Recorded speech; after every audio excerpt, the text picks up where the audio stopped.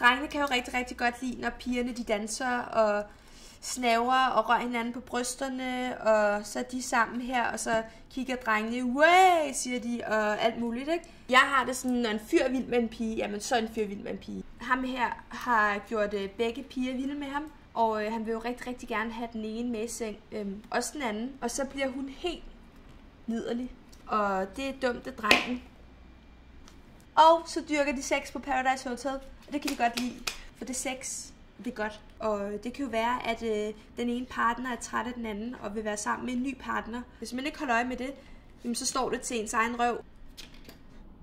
Så det er også meget vigtigt, at man er menneskekender, at man kan føle folk, og man lærer hurtigt folk at kende på Paradise Hotel. Det er rigtig vigtigt, at man følger sit hjerte. Tjek ind på Paradise Hotel på Facebook og se alle mine taktiktricks og tips.